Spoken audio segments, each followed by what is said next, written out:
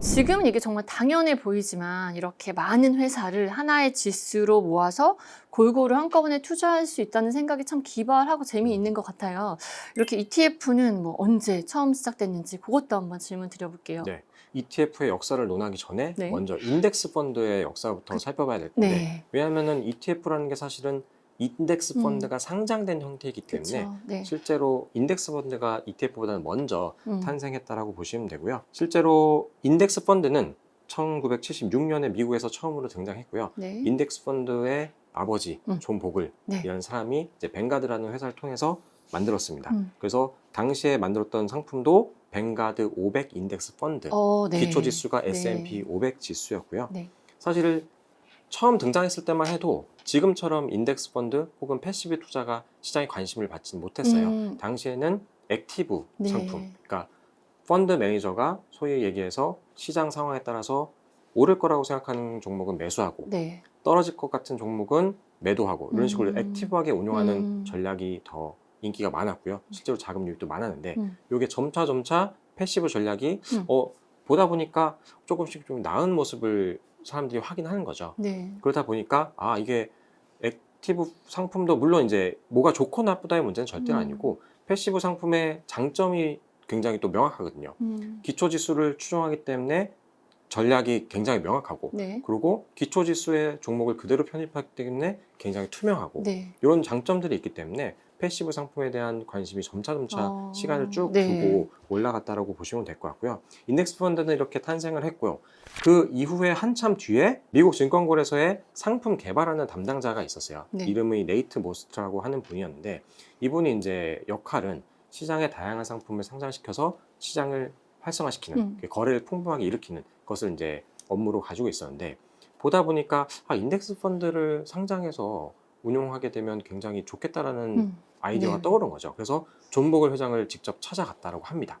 그래서 존 보글 회장한테 인덱스 펀드를 좀 상장하면 어떨까라고 얘기를 했더니 존 보글 회장의 투자 철학과는 조금 이게 맞지 않은 거라고 네. 생각했던 거죠. 왜냐하면은 존 보글 회장은 잘 아시다시피 장기 투자, 네. 적립 투자 이런 거를 이제 말씀하시는 분이기 때문에 이게 인덱스 펀드가 상장이 되면 거래가 쉬우니까 사람들이 계속 샀다 팔았다 하지 않겠냐, 그쵸. 단타하지 네. 않겠냐라고 좀 걱정을 했던 거죠. 네. 그래서 이제 고사를 했다고 하고요. 근데 뭐 들리는 설에 의하면 고사는 했지만 아이디어 자체는 굉장히 좋다라고 생각을 해서 뭐 여러 가지 조언을 했다라고 합니다. 네. 그래서 이듬해 이제 뱅가드가 아닌 스테이트 스트리트 글로벌 어드바이저라고 하는 다른 운용사를 찾아가서 네. 1993년에 최초의 ETF라고 알려진 이제 스파이라는 티커로 알려진 SPDR S&P 500 ETF가 상장이 되게 됩니다. 애초에는 인덱스 펀드의 창시자였던 존 보글한테 제안이 갔었던 거군요. 네, 그렇게 알고 있습니다. 갔다가 결국 다른 회사를 통해서 상장이 됐다. 헉, 재밌네요. 네. 근데 이제 뭐 웹서핑을 해보면은 아시는 분도 있겠지만 사실은 세계 최초의 ETF는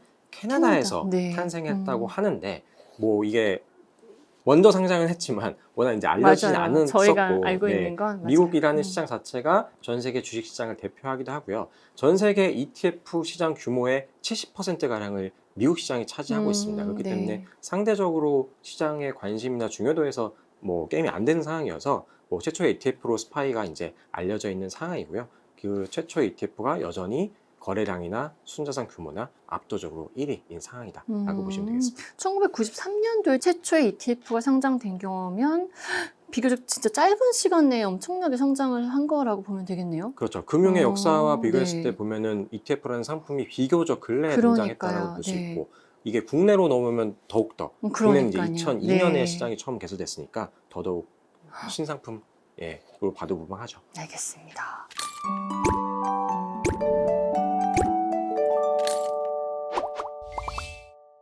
네, 그러면 이번에는 S&P 500 지수 자체에 대해서 조금 더 파고 들어보면 좋을 것 같은데 이 S&P 500 지수의 역사가 꽤 오래됐죠. 네. 이 S&P 500의 탄생 배경에 대해서 조금만 더 듣고 싶어요. 네. 최초의 시장 지수는 이제 찰스 다우라는 분이 네. 1896년에 최초로 이제 개발을 했고요. 네. S&P 500 지수는 1957년에 네. 최초로 탄생을 하게 됩니다. 1957년. 네. 뭐 지수가 개발된 목적은 쉽게 저희가 가늠할 수 있듯이 주식시장 전체의 성과를 측정하기 위한 네. 지표로 활용하기 위해서 만들었다고 보시면 될 것 같고요. S&P 500의 약자는 이제 스탠다드 앤 푸어즈의 네. S&P라고 보시면 되고, 흔히 이제 신용평가사로 잘 알려졌는데 네.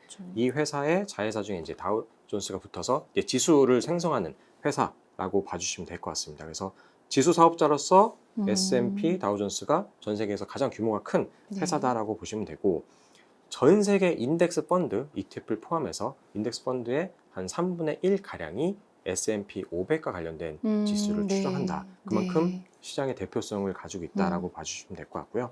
S&P 500은 이제 미국 시장에 상장된 시가총액 상위 500개 종목을 네. 편입한다는 건 대부분 아실 것 같아요. 그래서 미국 시총의 약 80% 가량을 포함을 하고 있고요. 전 세계 주식시장을 기준으로 보면 50% 이상을 절반이군요. 네, 네. 차지하는 상황입니다. 그래서 국내 같은 경우도 S&P 500과 관련된 상품이 굉장히 많고, 네. 전체적으로 이 S&P에서 나오는 지수를 사용하는 비중이 10%가 조금 안 되는 상황인데 네. 뭐 그래도 비중이 굉장히 크다고 볼 수 있을 것 같습니다.